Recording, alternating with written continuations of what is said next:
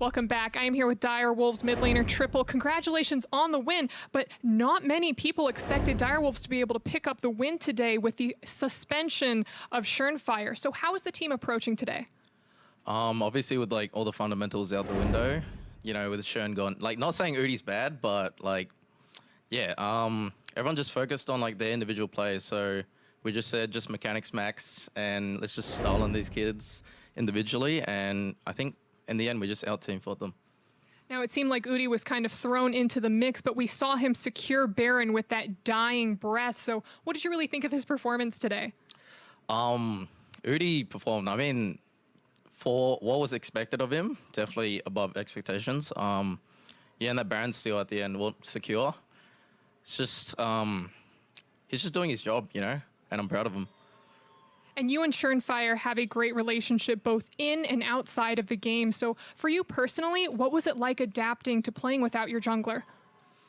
I'm not quite sure. I mean, it's just a whole different way of playing just because Shern's playstyle is a bit different to Udi's. Although Udi's hung around the, you know, eSports High Performance Center a lot. He's actually, you know, one of the boys and Shern's coached him a lot. So they do have their similarities.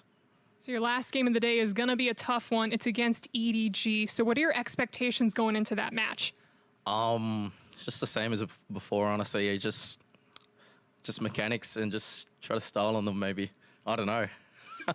Style on EDG. Well, I wish you the best of luck in that game. And for more League, let's hear from the analyst desk.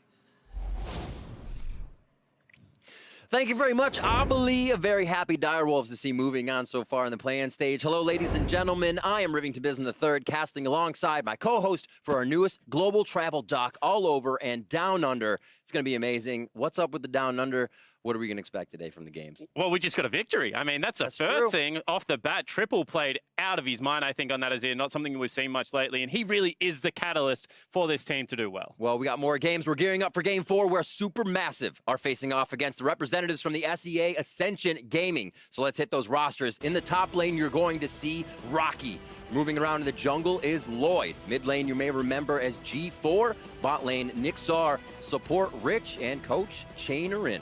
Yeah, and this is a lineup that we've seen a lot of in recent time, but not necessarily in this format. Exactly. Lloyd was their previous AD carry, now moving into the jungle. That was after a very disappointing Rift Rivals where Ascension was only able to pick up one game. However, the game plan hasn't really shifted. It's all about Rockky, it's all about those split pushes and being able to generate pressure on the top side of the map. But who are they now? What is this team? You really have to wonder.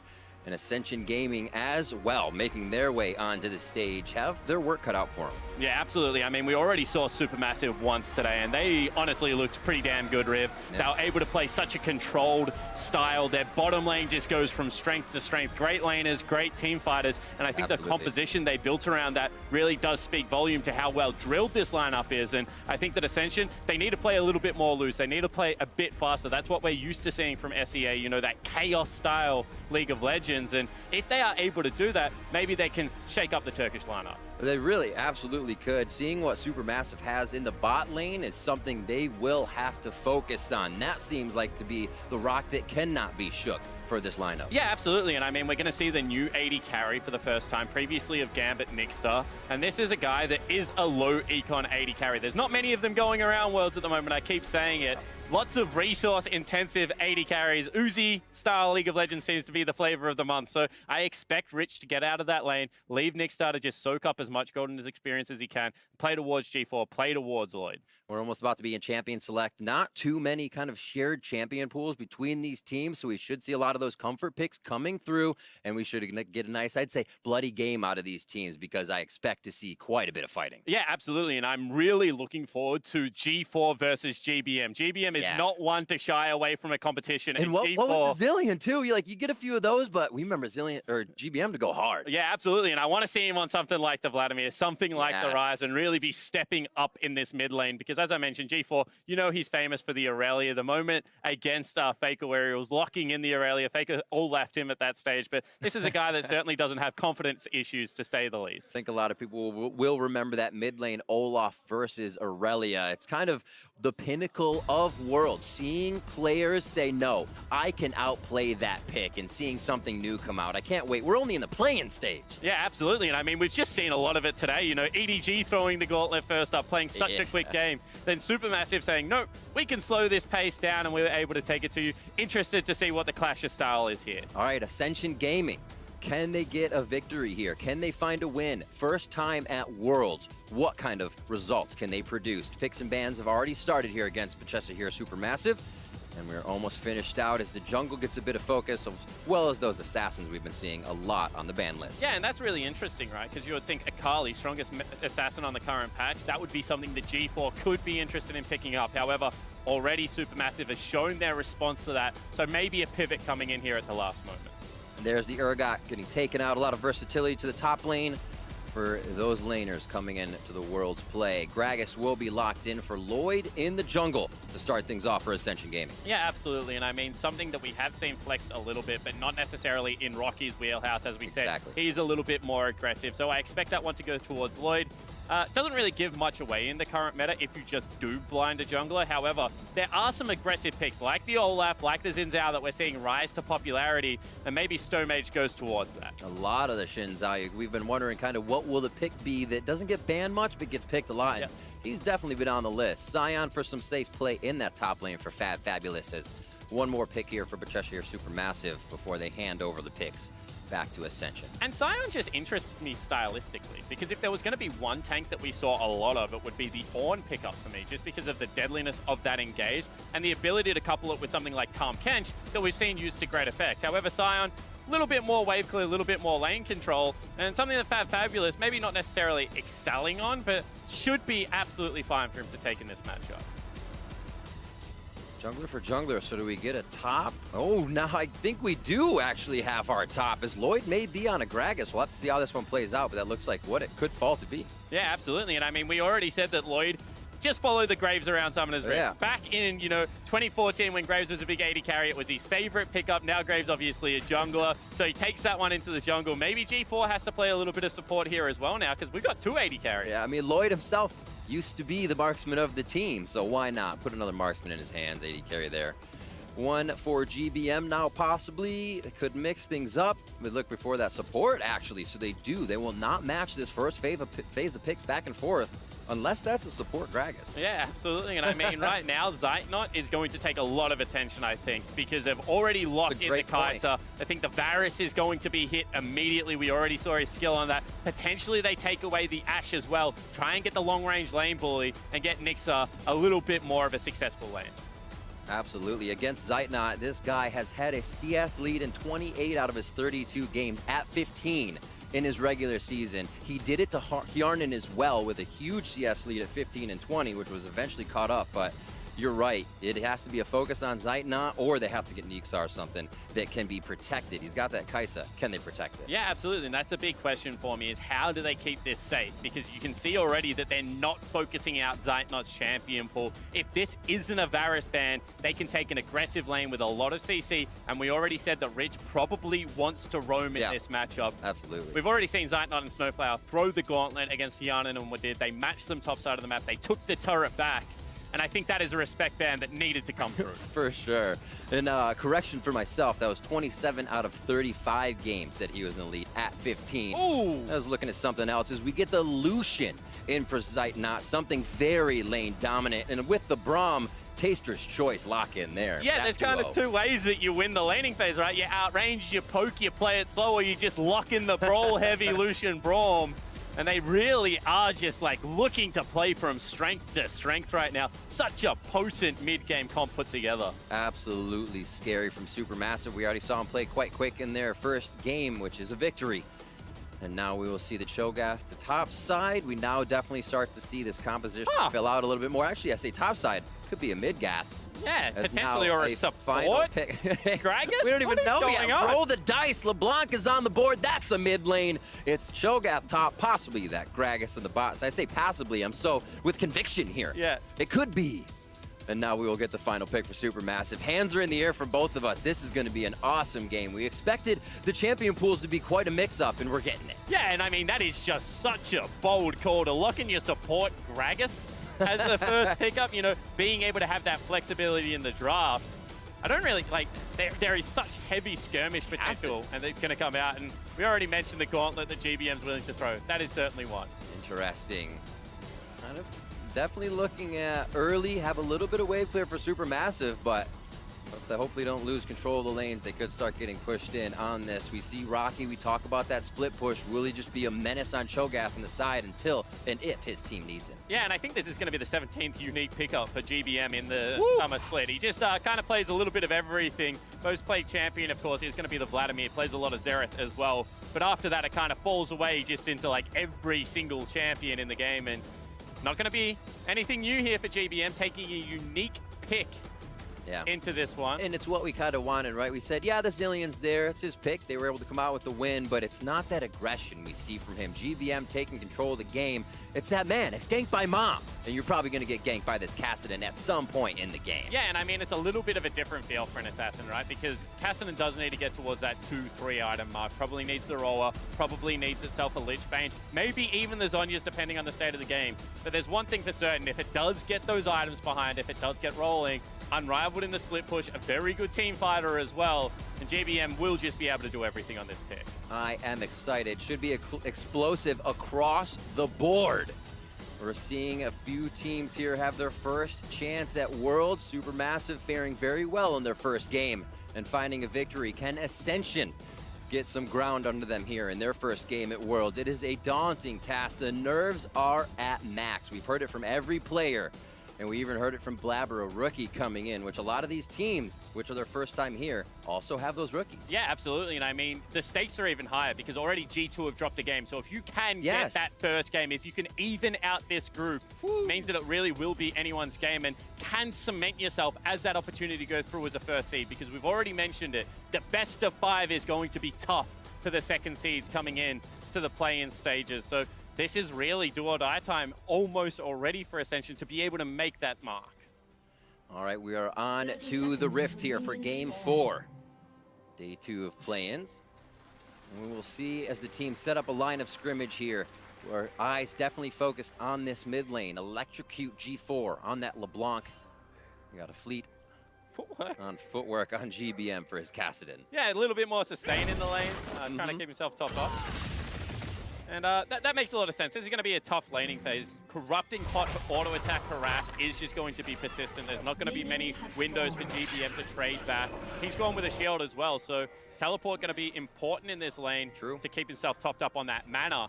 Because I would have expected to see, you know, maybe go for the corrupting pot, time what tonic stop and start and try and sustain through this lane. Doesn't want to take the few hits and expect Lloyd's damage to come through, maybe.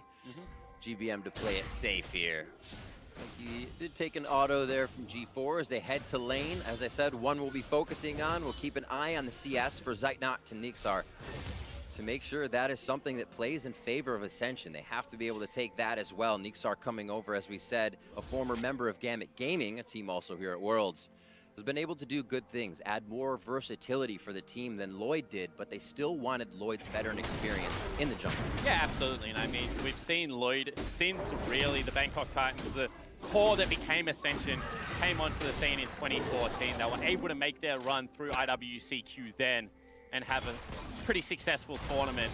So we'll see whether they're able to replicate that now at the play-in stage. And Lloyd is just one of those players that adds some aggression at the right moments of games, is willing to make that play that can win you the match. And it's interesting too, because Lloyd's numbers were slightly better than Niksar's, but still, you kind of wanted that versatility that opens up the rest of the map from Niksar's champion pool. Yeah, and I think the big thing for me was watching them at Rift Rivals, they didn't look like they have all that much direction. And I think that having the veterancy of G4 and Lloyd be that swing point of the mid-jungle duo just allows you to do that, especially with the fact that Cab is no longer with the team.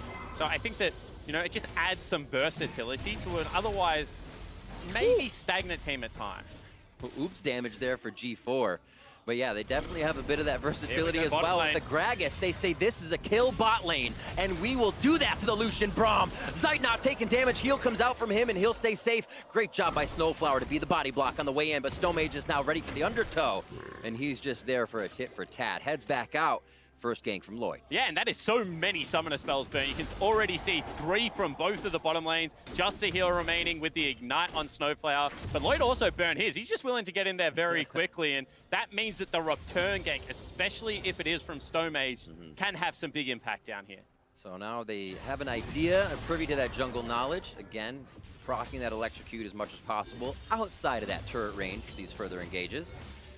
And a quick call picked up by Zeitnot on that push back. So he's going to be go ahead and farming in lane, looking for a little of that extra gold as he builds up. Yeah, it certainly is. I mean, it's just something that Lucian wants to continually be auto-attacking in the wave, so it will keep him reasonably topped up. I'm actually so surprised with how well GBM is doing in this lane. You can already see G4, no corrupting pot charges, whereas GBM's kind of just healthy enough to stick around here. Certainly knows something about the matchup. I do not. Going with that door and shield start seems to be working. And it feels like it'd be a little bit obviously in favor of G4 there. You're going to get pushed in, the wave will bounce, but he's been doing a great job at keeping that wave just off the turret, and G4 can't get a good bounce. See it push back now, and he will get it under his turret, but he's low on that health. And I mean, that just means that G4 are going to have to look for a shop. GBM has the teleport to get back to wave if he wants to. That additional sustain coming in of the fleet footwork, as you can see proc there, just seems to be helping him out so much. And Kassadin matchups are kind of measured by how many points you have to put in Q before you can start maxing the E. And right now, this seems to be a pretty good matchup, so wouldn't be surprised to see GBM start putting some points into that ability and get mobile around the map. Yep, get a little mana refund, good to go. Keep himself topped off. So he'll know the back is there, kind of holding this. He'll compile the wave. Maybe they get some pressure on G4 as this comes out. And he'll actually back as well. He says, this is fine. Yeah, absolutely. I mean, this guarantees the freeze in the mid lane. That's a very frustrating place for G4 to have to wave. Stomaged going to look for his next back as well. So the map really right now favoring SuperMassive. We mentioned, you know, the summoner spells used in the bottom lane, but the fact that the Ignite is still there for SnowFlower leads me to think that there still might be some fireworks around the corner. There's no real answer right now on the map for Ascension. It's hard. They don't have too much room to gank in the bot lane with where they're keeping it so far. A little more room, and they'll be able to chase Niksar and Rich forever and get that kill finally. Looking at CS across the board, quite even, as there's been a little back and forth in each lane, but everybody's been able to back accordingly. Get a first item. That's going to be Sork Boots for G4. He says, I want to make it sting right away to GBM there and get my movement around the map to make it count. Yeah, maybe not happy with how the lane's going. A little bit strange from Lloyd to actually auto-attack that ward coming through. Now they certainly know that he's in that bottom lane, and it looked like Rich wanted the gank coming in. And I think that SuperMassive's comp just has a little bit more of the punch in the mid-game, given the fact that they've got the Lucian Braum, and that's a flash coming out of fabFabulous. Whereas I would expect the Ascension lineup with the likes of the Kai'Sa, with the likes of the Graves, to scale a little bit better into this game. They will have a harder job of maybe starting up the team fights, but if they do get those picks, there is an opportunity to blow people up. So I was the interesting lane of Gragas and Kai'Sa. Hold that thought. Wall, holding.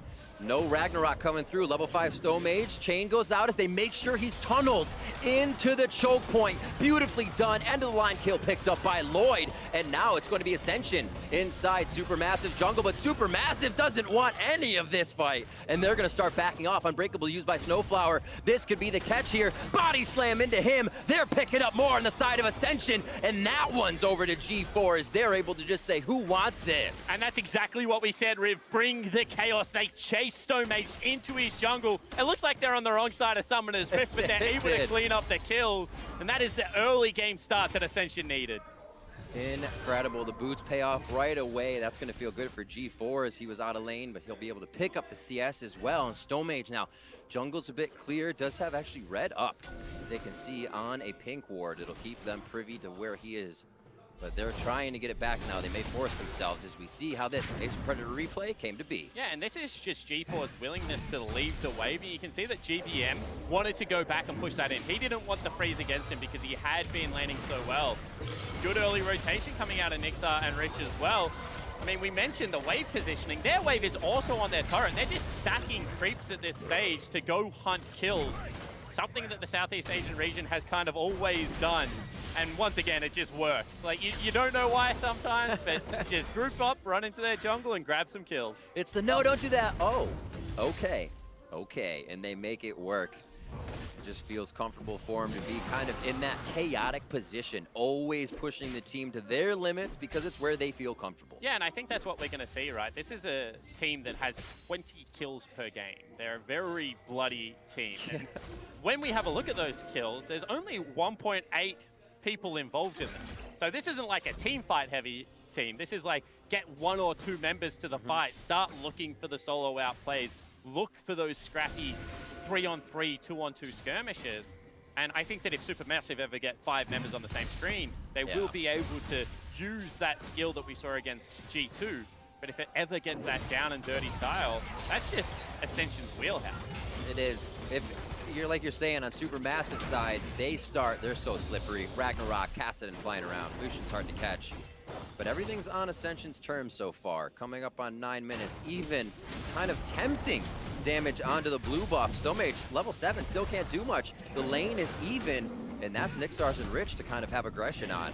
So G4 plays the nuisance game so far, and bot lane actually gets engaged. Remember, SnowFlower gets his flash up and has to use it immediately as he actually gets cast backwards at the same time. Yeah, and that was really well timed by Rich because you could see the door was just expiring. It would have knocked him backwards, but not going to be the case. Has to burn the summoner spell. And that's again just G4 leaving the mid lane, willing to be mobile on the assassin and exert some pressure, denies a blue buff from GBM, but also chunks out Stomaged and keeps him aware of the positioning of the LeBlanc. And that mid lane, something we did want to focus on. It's 72 to 83. GBM has not been leaving, but G4 has been able to pick up results around the map.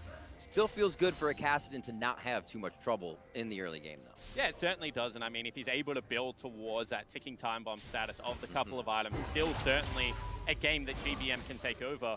And I think that's the reason why that G4 feels so pressured to make these plays. But the good thing so far is that they are working. He's able to get in their face. And I think that's the trick. Keep the tempo high. Make sure that you're looking for your play.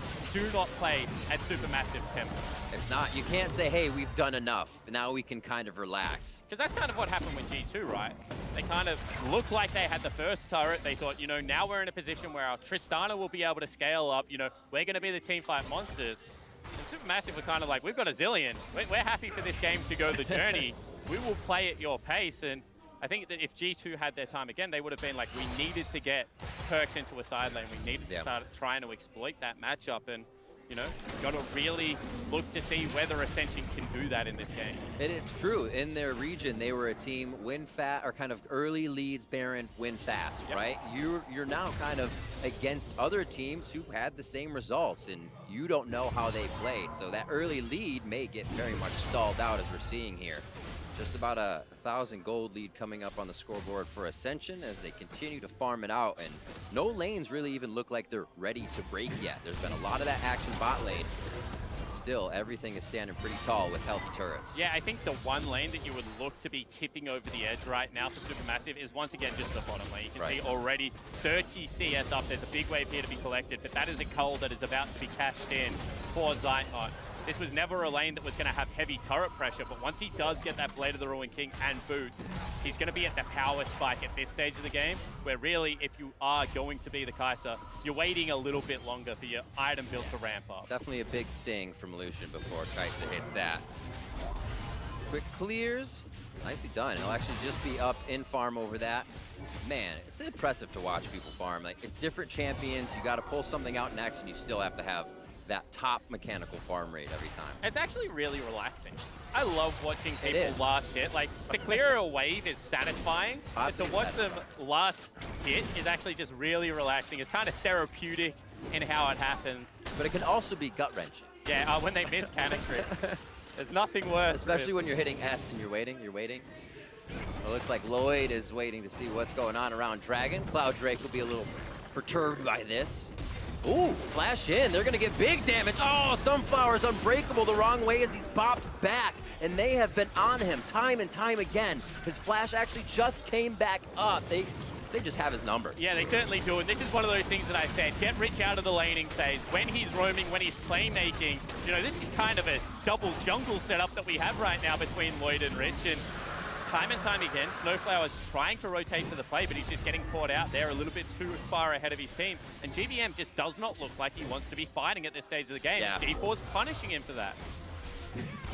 Definitely not the time here where GBM wants to keep having himself pressured down to the bot side, pulled away from his lane, and it's going to start making a disparity in the CS now that's not in his favor. Teleport's there, but he'd probably rather use that to get to these fights that are in that bot lane. He can't chase G4 to. And now you have one more pack if you're GBM before you lose that turret. And if that goes over to the LeBlanc as well, that's going to be such a lead. 2-0 on 1, equal on CS.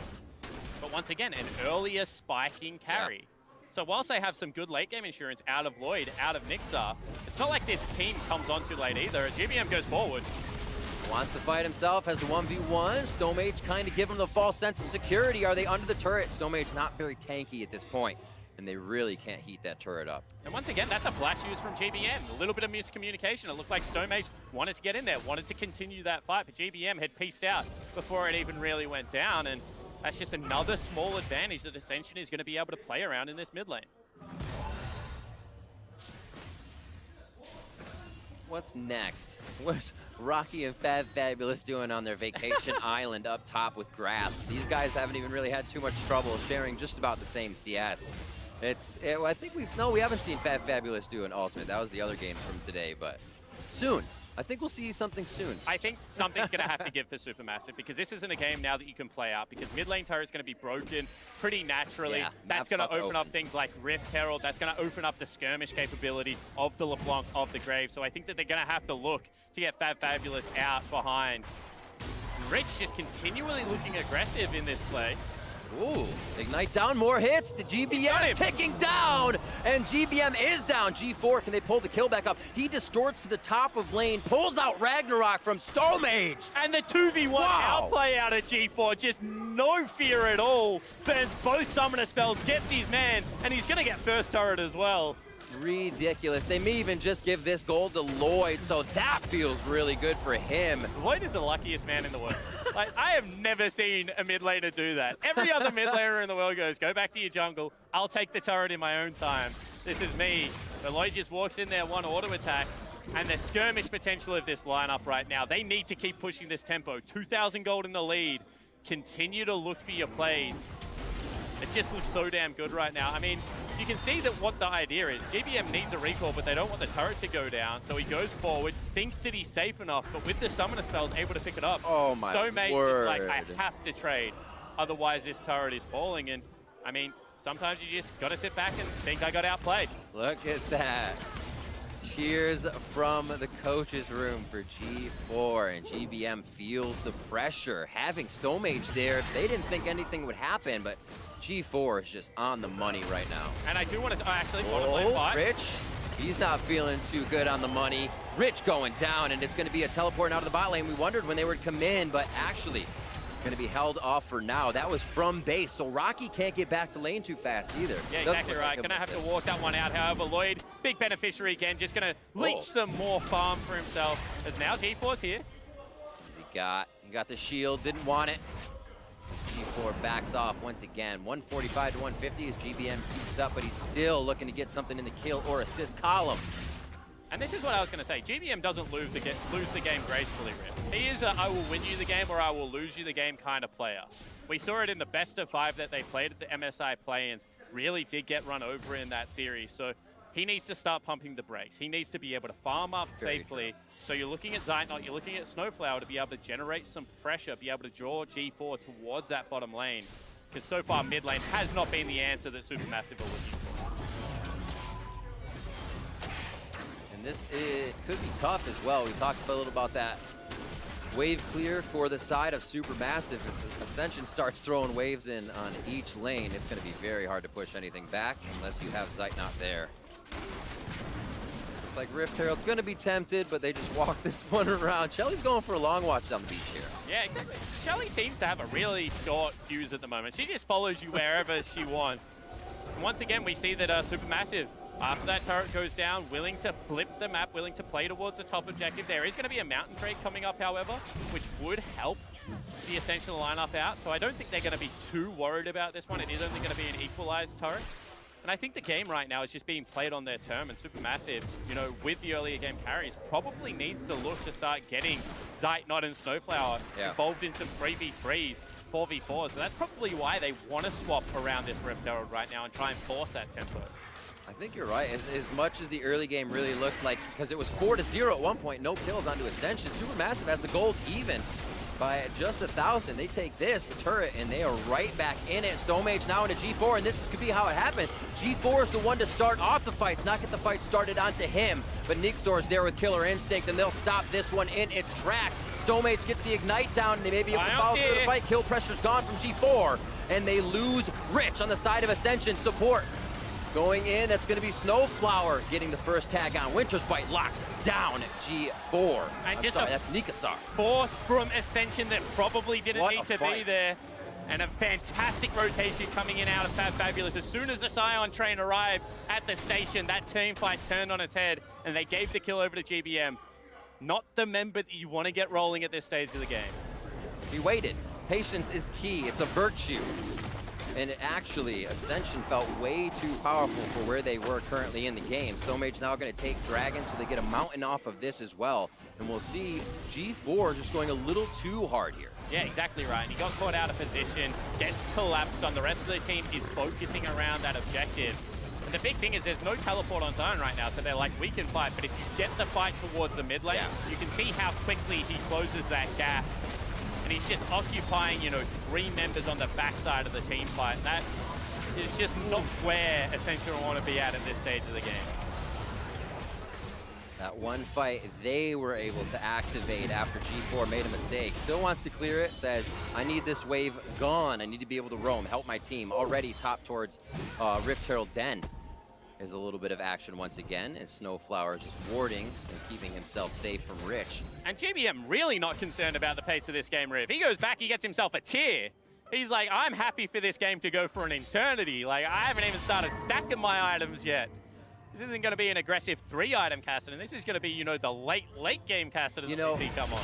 This actually makes me recall hearing GBM in old comms of, we're okay, it's okay, we're okay. Just, he's very, very calm in his demeanor. And I can exactly hear that from him right now in this game, just letting everybody know, not doing too bad, we'll be fine, just like the Zillion game earlier. Yeah, the old school V-scaling caught G4 out a little bit here, will force him back. And one more time, we're just seeing this aggressive farm-heavy style of Lloyd not really bear any result around the skirmishes like it was early game. They haven't been able to catch anyone out. And that means that the gold lead has slowly just been clawed back, and it's back to even now for SuperMassive. It's crazy. Seem to be online. Zeitnot wanting a little fight there, but he gets a quick drink under the table from Rich's barrel, and then nothing coming into the top lane just yet. Slight lead here as Rockky starts to chomp down on minions, becoming a little bit bigger than fabFabulous, but both able to provide that giant tank in fights. And look at Zeitnot right now. He is a completed item ahead of his counterpart in Niksar. He's also 2 levels above him. I mean, sure, Niksar is a low econ 80 carry, but 2 levels in an item at 21 minutes isn't low econ. That is just irrelevant in the team fight. And this is where SuperMassive can start really putting the screws in. Top lane turret goes down. You can see bottom lane turret, one they prepared earlier, and neither team really has the best wave clear to be able to stop the pushes coming in if they get rolling. Like looking at the other side too, as we saw Ascension in the lead, if it falls back onto them, as you said, they cannot clear that well, especially if either team has Baron. Just looking at that Zeitnot build, the Maw in there to stop the 3-0-1 G4, to shut down Niksar if he is charged up in these fights on that Rage Blade. Already being able to throw down a little mitigation with your damage has to feel great for Zeitnot. And he's just trusting SnowFlower to get in between him and Lloyd, because Graves is one of the most unique champions that if you just stand in front of him, he does no damage to the people behind him, you know, with the collateral damage, with the auto attack. So he's really empowering SnowFlower, and the rest of the damage is going to be coming out of the the Ascension lineup right now is purely magic. So I like the adaptation that he's gone for here. The passive is going to provide all really the attack speed that he needs. And this is now Zeitnot's game one more time to be able to win. Slow going on the bot side. Doesn't look like they're actually going to get anything. As fabFabulous uses his ult to get out. Lloyd was just thinking about something bot side here. Is Ascension now kind of milling about their own jungle? And they look confused. Yeah, exactly. That's a really good way to put it. And this is what I was going to say. You know, when they do create the chaos, when they're able to pull you into the fight, they look like they have control of the game. It looks like it's being played on their terms. But when the game started to slow down, much like last game actually, it looks like the superior team fighting team is just making the right decision. Yeah. And now that they have, you know, the ease of execution through the Sion ultimate, as well as the stronger AD carry at this stage of the game in Zeitnot, there's no real answer for Ascension to be able to throw at that duo. So they're being kept in lane, they're being kept farming, and now the game becomes whether they can execute on that 5v5, which historically has not been the strength of the Southeast Asian core. Nope. And this was the question I kind of had for a lot of the teams that came in so strong in their regions is were they challenged in that game or the play style of Ascension to say, hey, we have such early game leads, nobody really challenges up at first Baron, 20, 23, 24 minutes, and you obviously get some inhibitors or second tiers off that. Not the case whatsoever, and the confusion you're talking about is kind of apparent everywhere as they roam looking for a little bit of push here for G4 top. And the other thing I love to watch is, can you make another team that is also the best at what they do play your style? Because it's one thing to be able to do it in your region, it's one thing to be able to speed up the tempo or look for your team. Can you Gigabyte Marines them? Yeah, exactly right. And that's why Gigabyte Marines were so special, because they did that to teams. Yeah.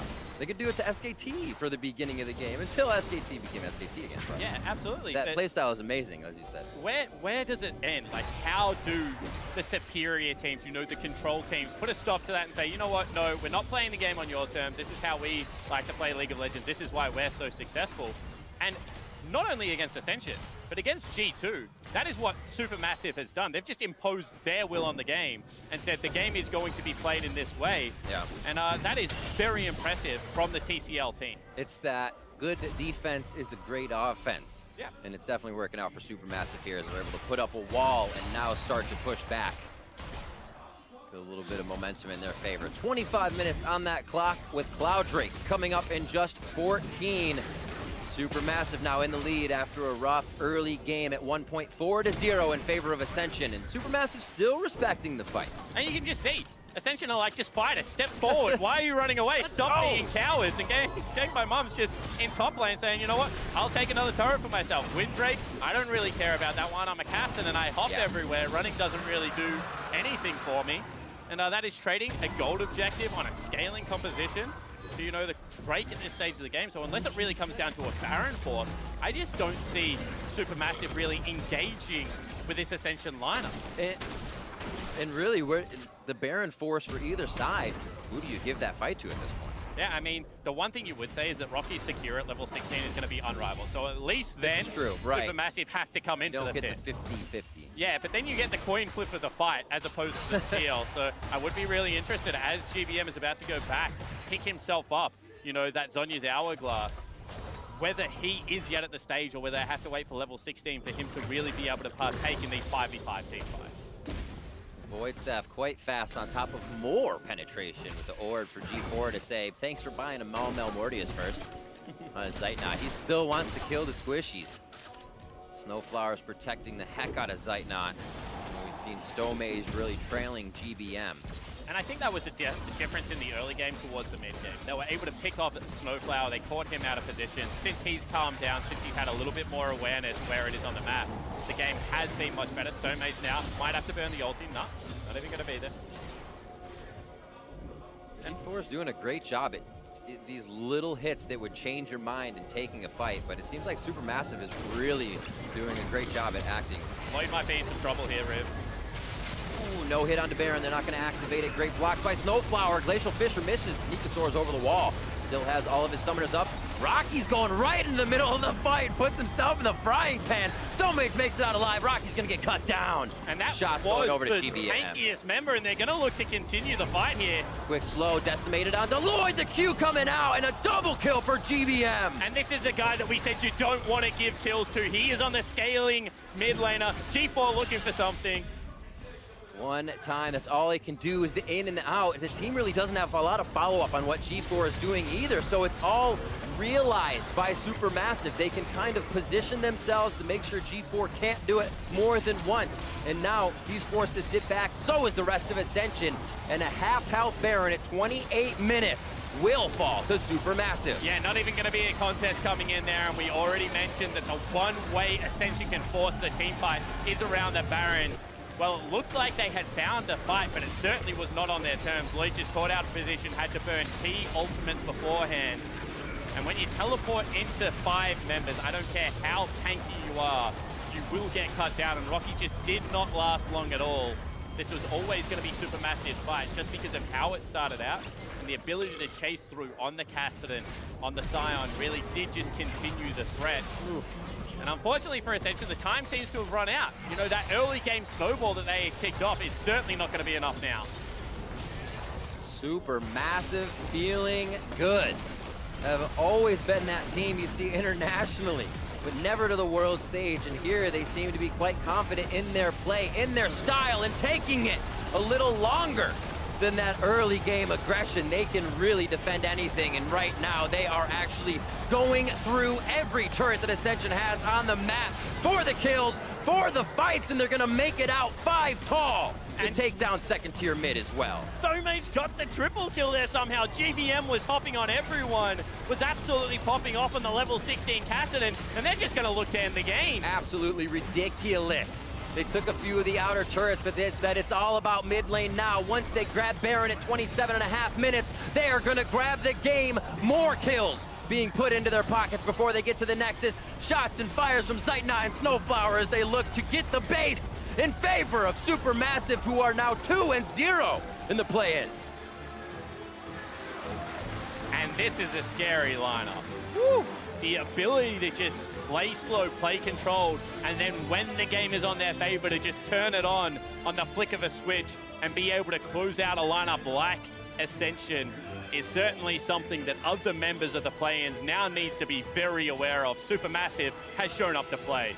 Absolutely, and here's, I feel, how this continues to be measured is they have that ability. I feel like most teams that go very far in Worlds, the ability to keep their mental in check. This keeps your skill good. The question, though, is can the skill rise with the rest of the teams if they make it out of here? Because I believe their mentality, it gives them the chance to do that. And that's the difference, right? We saw them play great best of ones at MSI, but then that mentality got tested in the best of 5. Well, today, GBM fell behind. That's not a new story for this team. However, he was able to just weather the storm and stick to the game plan, not force plays until he was level 16. And the ability to take over a map on Kassadin is something that is just so fun to watch, and was able to do that in the last few team fights. Absolutely. Great plays by SuperMassive. And for more on that victory, let's send it over to the analyst desk.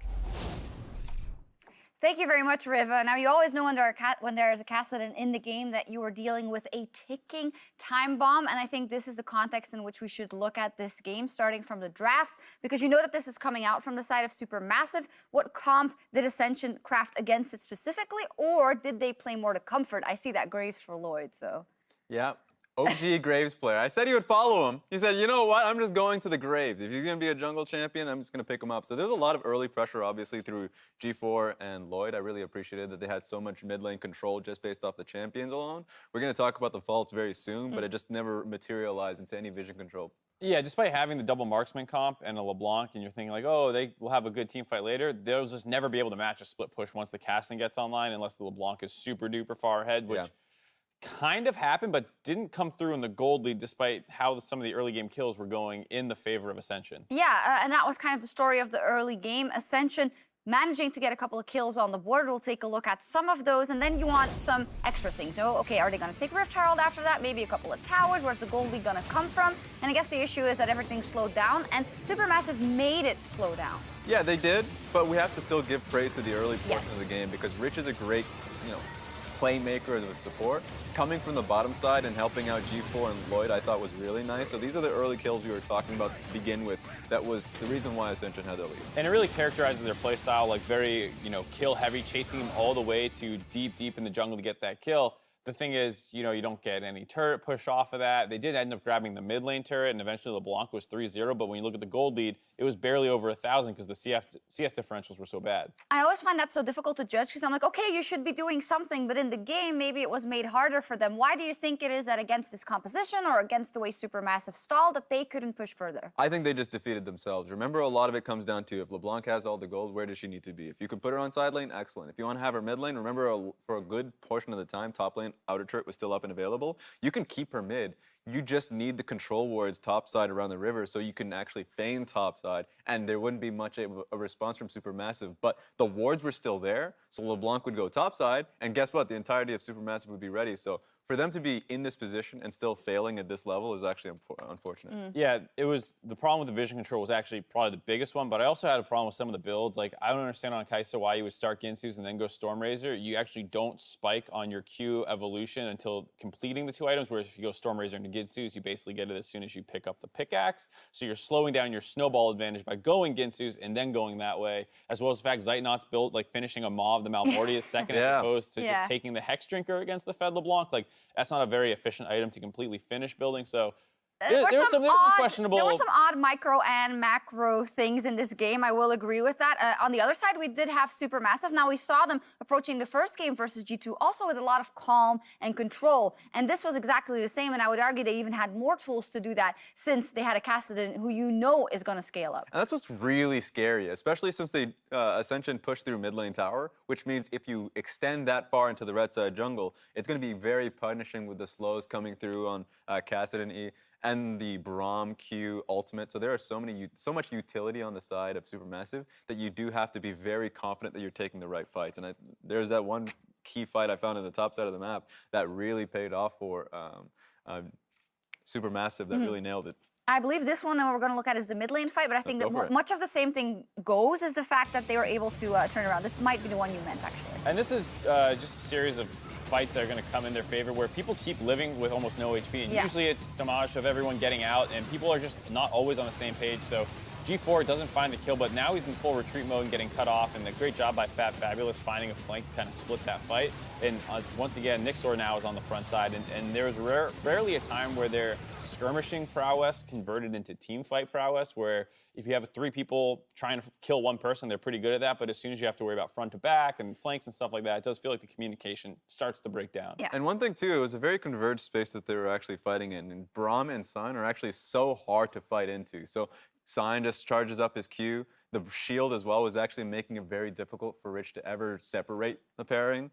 So it was just difficult for them to fight in that area, and they kept forcing it. And the cards were set up in GBM's favor if he could get to late game, and he's also our MasterCard player of the game. GBM, he's such an interesting character, isn't he? He's been around forever. He has high highs and low lows. Now, in the most recent split of TCL, there have been instances where the team has put more resources into him and kind of given him more agency. But you know, what do you guys think? He is someone who, as a coach, can be hard to love sometimes because he always has such a unique and different way of approaching the meta, and even when he does end up on meta picks, how to build them and things like that. But he is an undeniable playmaker. He sees angles that other people don't. Kassadin's a great pick for him. Same with his Vladimir, something he's always done so well on. In this game, you know, we're seeing fleet footwork, super sustained focus with Ravenous Hunter, and you're like, is this really necessary when you already have a decent matchup versus LeBlanc? Well, maybe let me parlay it then in looking ahead, right? Because this is looking much like MSI playing group stage for now. You know, they went undefeated, then they faltered in the best of 5s, and much of it had to do with GBM's faltering in those best of 5s. What kind of tools are we seeing here from SuperMassive that make you think it may go different this time around if they close this out? First of all, the experience is incredibly important. Last time in MSI, he lost in the first game, and he just kept losing in the same fashion. I think what was great about this one is that he had a very bad early game, but then he was able to remain firm, actually took a step back near his own inner tower, and then he waited for his team to move first before he take the second step. So this is actually a good growing period for GBM, recognizing that he just has great members on his team that he can rely on. I think their macro has been really impressive. The first 2 games basically beat G2 completely with that, and then here stabilized mostly by finding good attempts and good vision control to make sure that they stop the bleeding, and that's something you can rely on in the future if GBM can sometimes be a little hit or miss. the fact that you have a stable macro game will help support him. Just a quick follow-up. Do we want to see a bit more out of them?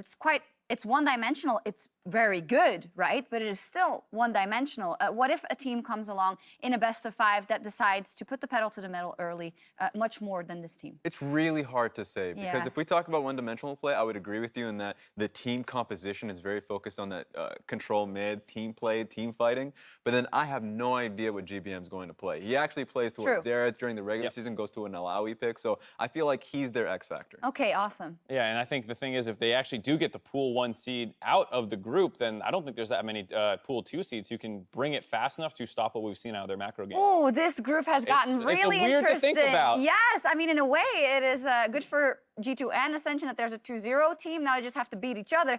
We'll see. It's interesting here on day 2. We are going to take a quick break, rather. But when we come back, the Direwolves have the daunting task. No trouble. Facing EDG for game 5. The Direwolves are going to come out swinging. You heard it here first. It's a cakewalk, you know? There's a walk in the park.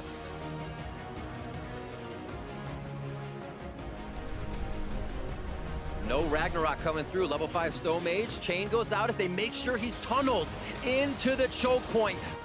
Rich just continually looking aggressive in this play.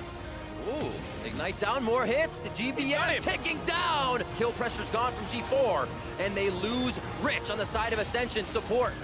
Going in, that's going to be SnowFlower getting the first tag on. Winter's Bite locks down. They're going to look to continue the fight here. Quick slow, decimated onto Lloyd. The Q coming out, and a double kill for GBM. Right now, they are actually going through every turret that Ascension has on the map for the kills. SuperMassive now 2-0 in the play-ins. Welcome back to Assist of the Week. During the EULCS regional qualifier match of Schalke 04 and G2 eSports, Schalke was looking to spring an attack. Upset and Vander initiated onto Perks, causing G2 to respond with everyone sparking a full-blown team fight. A fight that quickly started to go in favor of Schalke. Looking to cut their losses, G2 started to pull back. But Amazing was not finished with them and knocked G2 eSports back into Schalke's clutches. This allowed Schalke to score 4 kills and claim victory over G2. He flashes forward for that one, continues to run him down, needs some support, and Disdain flips him over the shoulder.